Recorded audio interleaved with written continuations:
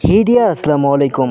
অবশেষে অমর অন ফায়ারের বিয়ের ভিডিওর লিঙ্ক ভাইরাল করলো বিল্লাল এবং অমর অন ফায়ার লাইভে এসে কী বলেছে বিল্লালকে অবশ্যই ভিডিওটি প্রথম থেকে লাস্ট পর্যন্ত দেখার অনুরোধ রইল।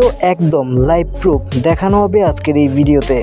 তো বন্ধুরা, আমরা প্রথমেই দেখে নেই যে কারণে রোস্ট হয়েছে বিল্লাল অমরের কাছে।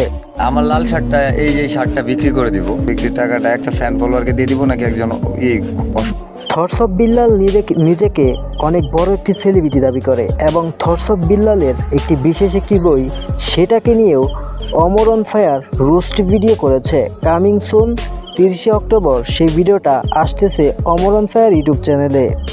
তো বন্ধুরা, এখন কথা বলবো অমর অন ফায়ারের বিয়ের বিষয়টা নিয়ে। আসলেই অমর অন ফায়ারের বিয়ে হয়েছে নাকি এই পিকচারগুলা এআই দিয়ে মেক করা হয়েছে?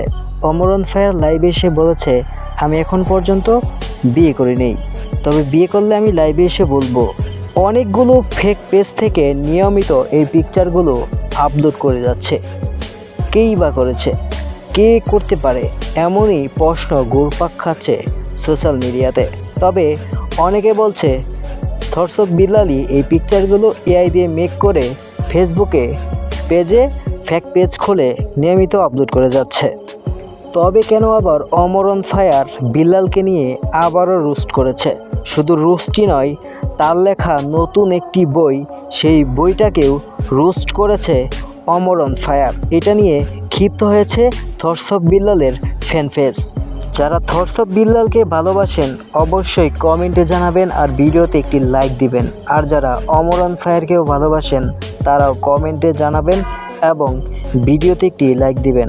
সবাই সুস্থ থাকবেন, ভালো থাকবেন আর নিয়মিত সেলিব্রিটিদের নিউজ পেতে চ্যানেলটি সাবস্ক্রাইব করবেন। ভালো থাকবেন। আসসালামু আলাইকুম।